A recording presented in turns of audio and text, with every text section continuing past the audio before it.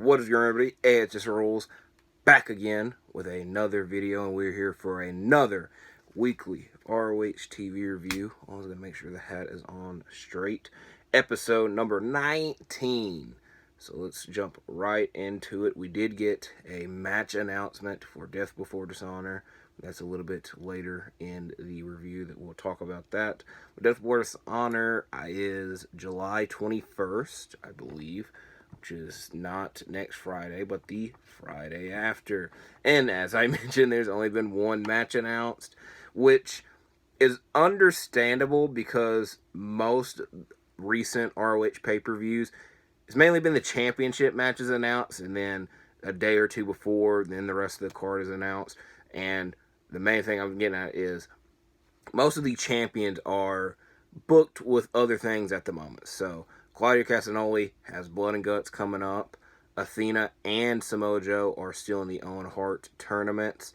The Lucha Bros, while they are my favorite tag team, they've not really done much in the ROH tag team division. They've mainly been involved in multi-men tag team matchups. And then the six-man tag titles have been defended consistently, and the six-man tag team champions have at least been on ROH almost every week. And then the pure champion, Katsuyori Shibata, he's a New Japan wrestler, so whenever we see him on ROH, it's good, but it's like understandable, like not seeing him consistently. But I can understand why the card has been slowly put together, because we don't know who will be available for it. So it is what it is. So let's get into this show. We have 10 matchups. An hour and 30 minutes long was this show, which, as I mentioned, most weeks is 2 hours. So this was very good. The first matchup was Gringo Loco versus Commander. No man can get an advantage in the beginning as they continually counter each other. Commander hits a top rope springboard arm drag, and then Commander hits several other springboard maneuvers, ending with a dive to the outside. Gringo Loco hits a top rope C4, which Commander quickly recovers from, hitting a cutter. Gringo Loco hits a powerbomb onto the barricade, then he jumps off the top rope to hit another cutter, this one being for a 2 count. Commander jumps up the ropes as Gringo Loco is sitting up there to hit a Hurricanrana, follows it up with a dive to the outside, and wins the matchup with a springboard twisting 450. This, for an opening match, it went about 12 to 15 minutes, which most ROH matchups or opening matchups are very quick. So there's a lot that took place in this opening matchup, and it was very good. So Commander picked up the win. Next, we get Daniel Garcia versus Christopher Daniels. It is slightly weird because most of Daniel Garcia's recent ROH matches have been pure matches. This one was not. Daniel Garcia does his dance in the beginning of the matchup, but Christopher Daniels does a dance very reminiscent of one Curryman, who Christopher Daniels and Curryman are great friends, as commentary mentioned. But Daniels seems always a step behind during this matchup, as Garcia has the advantage for a great majority. I'll try to combine the words. Majority of it. Daniels is able to hit an angel's wings, but Garcia rolls to the outside. And a very weird moment that I will mention is Daniels tries to push Garcia back into the ring, and a fan yells, "Fuck you!" But obviously it was blurred out, and Daniels is like, oh, I forgot what he said. But Daniels reacted to it, but as he is entering the ring, Garcia kicks the ropes and then wins with an elevated DDT. It was a very weird ending, but Garcia wins. Will we see him versus Katsuyori Shibata at Death Before Dishonor? I don't know. They haven't announced the match, but we've seen too much of a tease for it not to be. And it'd be very weird to go in an opposite direction. Next, in tag team action, the Gates of Agony versus Action Andretti and Darius Martin with no code of honor in the beginning of this match. Most of the time I don't mention it, but it was noticeable in this one. Khan and Andretti start the match off, but quick tags are made. Andretti attempts to do a tope suicida to the outside, but Toa Leona struggles to catch him, so he catches him, but by the time he actually has him, he just throws him into the barricade in a very tricky spot, which this leads to the Gates of Agony keeping Andretti on their side of the corner, or their side of the ring. Andretti attempts another dive to the outside. This time Leona catches him, but then Darius dives onto both men. During a skirmish during the matchup, Prince Nana, I thought, was thrown out. That's what the referee signaled, but I don't think he ever left. And this distracts Andretti, and this leads to the Gates of Agony winning by hitting the Gates of Agony. Next, six-man tag team action. The Righteous and Stu Grayson versus Zach Patterson, Marcise Martin, and Rip Impact. It was a very quick matchup as the Righteous and Stu dominating, winning with their triple flip powerbomb, where so they're in the triple powerbomb position, but they flip their opponent the opposite way. Next, Lee Moriarty and Big Bill versus the Boys. Earlier in the night, Lee Moriarty and Big Bill cut a promo on the Boys, essentially saying that they're going to need help. And Big Bill suggests they get that help from God, and that they're not their boys. They said a lot in this promo, but the main thing that I noted that was quickly mentioned is that they want tag team gold. So is this setting up for Big Bill and Lee Moriarty to challenge the Lucha Bros? Or maybe in six-man tag team actions, because they did mention that the Boys were former six-man tag team champions, so which set of tag team titles they're going after, I would imagine, is the Lucha Bros. Brent and Lee start the match off, but the mood changes once Big Bill tags in. The Boys do the... I'm trying to think of the best way to describe it. One of the boys jumps on the other boy's shoulders, and they're still not as tall as Big Bill, but a majority of this matchup is the Boys doing double team offense to their opponents, but it did not matter as Big Bill and Lee Moriarty win after Moriarty hits a spinning kick. Next matchup is a proving ground match. Athena versus Silesia Sparks. And this is Silesia Sparks' first ROH match in 9 years. I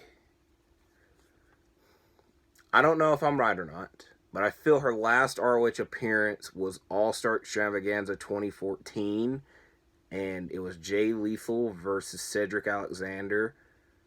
And then I believe she got hit with a maneuver. Like, that's the storyline reasoning. The sad and real reasoning was border issues, but it did not matter. Aside from some kicks and forearms, Athena dominates this matchup as she does almost every week and wins the matchup with a massive forearm. Also, Athena came out with a shirt that they did not show very well, and I believe it said that your mother is tonight's jobber.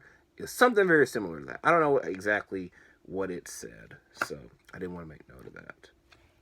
Next matchup is Tony Nese versus JD Drake, which is a very weird matchup. Nese comes out and he wants JD Drake to work out because this is what Tony Nese has been trying to get people to do over the past couple weeks. But JD Drake tells him he does not have to worry about him eating and wasting calories in Canada because he does not like their food and their food is terrible. This leads to Mark Briscoe coming out and saying that nobody cares and that this is now a three-way dance. It slightly... I don't know. It always gets weird because the match graphic had JD Drake and Tony Nese. And then the commentators are like, oh, here comes the other competitor in this match. So they already spoiled what was going to happen because, like I said, the graphic didn't have Mark Briscoe on it. It was the commentators. So it is what it is. So now it is Tony Nese versus JD Drake versus Mark Briscoe in a three-way dance. Most of this matchup is Nese and Drake trying to work on Mark Briscoe, but Mark Briscoe fights them off and wins the match once he hits a froggy bow onto JD Drake and a Dre Driller onto Tony Nese. Now, I don't know. I'm not going to say, I always like to say weird because being weird is either a good thing or a bad thing. So, I don't know what to think of it yet. But after this match, we get a promo from Eddie Kingston, who is not here as he is in Japan, and he won the New Japan Strong Openweight Championship over Kenta, and that he mentions that he will not be competing at Death Before Dishonor because he'll be participating in the G1 Climax. But he's not letting his number one enemy, the man he hates so much, Claudio Castagnoli, off the hook. So, I'll get to that thought in a second. I was going to say something, I'll get to it in a second. So, he wants someone to challenge for the ROH World title and Claudio, and he challenges Mark Briscoe. He wore a Jay Briscoe shirt to the ring for the New Japan Strong Openweight title, and he's challenging Mark to challenge Claudio for the world title and to step up and take the opportunity. Mark Briscoe does accept this challenge, but Claudio comes in. This is a backstage interview now, and he warns. This is a very funny thing. He told Mark, do not take advice from Eddie Kingston, which coming from Claudio is understandable. And then he tells Mark that they have had many, many wars over years. But Mark Briscoe is yet to step up. He is yet to man up. Claudio obviously has manned up because he's the world champion, and he wants to know, will he man up come Death Before Dishonor? So the thing that I was kind of, I guess, nitpicking is almost after every Mark Briscoe victory since Supercard of Honor, he has said, hey, Samoa Joe, the television champion, I'm coming for you. I still want that television champion. Even tonight, before this world title match was set up, he said, I still want the television. Like, that has been Mark Briscoe's main goal. So what I'm imagining, because Eddie Kingston is in the G1 Climax, I'm going to imagine that they had planned another Eddie Kingston Claudio Castagnoli match for Death Before Dishonor, but now that Eddie Kingston is not there, they needed somebody to step up, and Mark Briscoe is that man. So it again, it's very weird because this is a short-term build because the card is 2 weeks away. So it's very weird and interesting, but I guess my main nitpick has been that he wants the television title. That's the whole time he's been sitting up for the television title. And out of nowhere, he set up for the world title. Like I said, I'm going to imagine it had to deal with Eddie Kingston being booked in the G1 Climax. So it is what it is. The main event, as of now, for Death Before Dishonor is for the World Championship, Claudio Castagnoli versus Mark Briscoe. And I do hope that in the build they talk about their wars in the past with the Briscoe brothers and Kings of Wrestling. So this next matchup is Diamante versus Vanessa Craven. Craven tosses Diamante to the outside as Diamante struggles to get a grip over Vanessa Craven because she towers over her, but eventually she is able to get that grip once she hits a stunner and code red combination to win the matchup. Next, we get a 6-man mayhem match for $250,000. The participants: Shane Taylor, Josh Woods, Brian Cage, Willie Mack, Dalton Castle, and Trent Seven, who I do not know if he is making his Ring of Honor debut in general. I'm going to Google it right now. But it's his first, ROH Honor Club debut. I remember last year he had a handful of matches on AEW. This is definitely his Honor Club debut. And Ian Riccaboni mentioned on commentary, oh yeah, Trent Seven, he was in the crowd at Final Battle. That's in December. We're in July now. This is, I don't know what the hell, I guess what I'm trying to get at is kept him from competing. So I'm going on Pro Fight DB. This is my number one source when it comes to wrestling history. And Trent Seven's only match in ROH is this match. So this is Ring of Honor debut in general. So also, I thought this matchup would involve 4 competitors on the outside and they got to tag in. That was not the case. All 6 men were legal, and it made it difficult to keep up with, considering a majority of this match would be 2 men in the ring and the other 4 battling on the outside. So I guess that kind of helped in not having to take notes because I couldn't see most of what happened.